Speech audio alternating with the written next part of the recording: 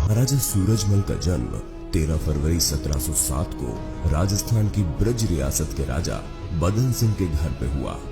संयोग से ये इतिहास की वही तारीख है जब मुगल बादशाह औरंगजेब की मृत्यु हुई थी। सूरजमल अपने किशोरावस्था से ही अपनी दूरदर्शिता, कूटनीति, कुशल प्रशासक और बहादुरी की वजह से पूरे ब्रज प्रदेश में सभी के चहेते बन गए थे। उन्होंने 1773 में भरतपुर रियासत की स्थापना की।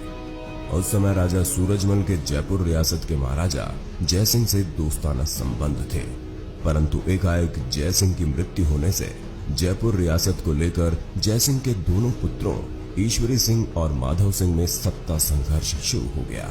महाराजा सूरजमल जयसिंह के बड़े पुत्र ईश्वरी सिंह को नियमानुसार रियासत का वारिस देखना चाहते थे, तो उदयपुर रियासत के महाराजा जगत सिंह जयसिंह के छोटे पुत्र माधव सिंह को रियासत का राजा बनाने के पक्ष में थे। गद्दी को लेकर दोनों के बीच रणभूमि में युद्ध हुआ, जिसमें मार्च 1747 में ईश्वरी सिंह को विजयश्री प्राप्त हुई, लेकिन माधव सिंह अपनी हार को पचा न सका और एक रणनीति के तहत वो मराठों, राठौड़ों और उदयपुर के सिसोदिया राजाओं के साथ मिलकर फिर से ईश्वरी सिंह से युद्ध करने आ गया। ऐसे में अब ईश्वरी सिंह अकेला पड़ गया और उसकी हार निश्चित दिखाई देने लगी। लेकिन ऐसे माहौल में बिना परिणाम की चिंता किए हुए महाराजा सूरजमल ने अपने 10,000 सैनिकों को लेकर ईश्वरी सिंह का साथ देने रणभूमि में पहुंच गए। यहाँ सवाल सूरजमल के जिगरी दोस्त जयसिंह और सूरजमल के आत्मसम्मान का था, लिहाजा सूरजमल अपने हाथों में तलवार लिए हुए युद्ध भूमि में दुश्मनों के छक्के छुड़ाने लगे। उन्हें खूंखार तरीके से लड़ता देखकर जब राजपूत राजाओं ने उनका परिचय पूछा, तब उन्होंने जवाब दिया, नहीं जाटनी ने सही व्यर्थ प्रसव की पीर, तब जन्मा उसके गर्भ से सूरजमल सा वीर। ईश्वरी सिंह को इस युद्ध में भी विजयश्री प्राप्त हुई और वो जयपुर रियासत के राजा घोषित हुए। इस युद्ध में दिखाए अपने शौर्य और पराक्रम के कारण महाराजा सूरजमल का डंका पूरे भारत में बजने लगा।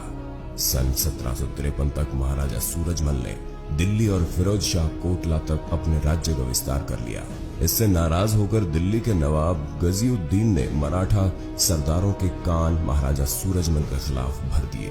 इसका परिणाम ये हुआ कि मराठा सरदारों ने मिलकर महाराजा सूरजमल की रियासत भरतपुर पर चढ़ाई कर दी और 3 महीने से भी ज्यादा समय तक कुम्हेर के किले को घेर कर रखा। लेकिन मराठा सरदार भरतपुर पर कब्जा करने में असफल रहे और इस हमले की कीमत महाराजा सूरजमल ने मराठा सरदार मल्हार राव के बेटे खंडेराव होलकर की मौत के घाट उतारकर चुकता कर दी। कोई चारा न देखकर कुछ समय के बाद मराठों को सूरजमल से संधि करनी पड़ी। महाराजा सूरजमल ने अपनी दूरदर्शिता का प्रयोग कर अभेद लोहागढ़ किले का भी निर्माण करवाया। गोरे अंग्रेज 13 बार आक्रमण करके भी इस किले को भेद पाने में असफल रहे थे। ये लोहागढ़ का किला मिट्टी का बना हुआ था और इसकी दीवारें इतनी मोटी और मजबूत थी कि तोप के मोटे मोटे गोलों का भी इन पर कोई असर नहीं होता था। हिंदुस्तान के इतिहास में ये एकमात्र किला था जो हमेशा से ही अभेद रहा। इस समय महाराजा सूरजमल के पराक्रम के कारण ही समूचे उत्तर भारत में जाट शक्ति अपने चरम पर थी। महाराजा सूरजमल का डंका पूरे भारत में इस कदर बज रहा था कि कई मौकों पर मराठों और मुगलों को उनसे सहायता लेनी पड़ी। परंतु आगे चलकर मराठा सरदार सदाशिव भाऊ का मनमुटाव किसी बात से महाराजा सूरजमल से हो गया और मराठों के और सूरजमल के संबंध खराब हो गए। कहते हैं यदि मराठों और महाराजा सूरजमल के आपसी संबंध खराब न हुए होते तो पानीपत के तीसरे युद्ध में अहमद शाह अब्दाली नहीं बल्कि मराठे जीतते। लेकिन फिर भी बड़े दिल का परिचय देते हुए महाराजा सूरजमल ने युद्ध भूमि में घायल हुए मराठा सैनिकों के लिए चिकित्सा और खाने पीने की सामग्री का प्रबंध किया। उस समय की छोटी सी रियासत भरतपुर का विस्तार महाराजा सूरजमल के अदम्य साहस की वजह से आगरा, अलीगढ़, गुड़गांव, मथुरा, हाथरस, मेरठ, मेवात, रोहतक, रेवाड़ी और मैनपुरी तक जा पहुंचा था। लेकिन 25 दिसंबर 1763 को हिंडन नदी के तट पर नवाब नजीब उद दौला के साथ हुए एक युद्ध में महाराजा सूरजमल वीर गति को प्राप्त हुए।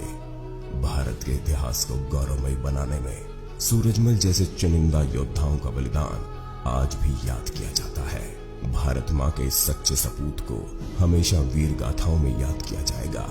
आपसे गुजारिश है कि भारत माँ के शेर सूरजमल के अदम्य शौर्य की इस सच्ची कहानी की ये वीडियो फेसबुक, व्हाट्सएप पर इतना शेयर कीजिए कि भारत का हर बच्चा महाराजा सूरजमल के बारे में जान सके।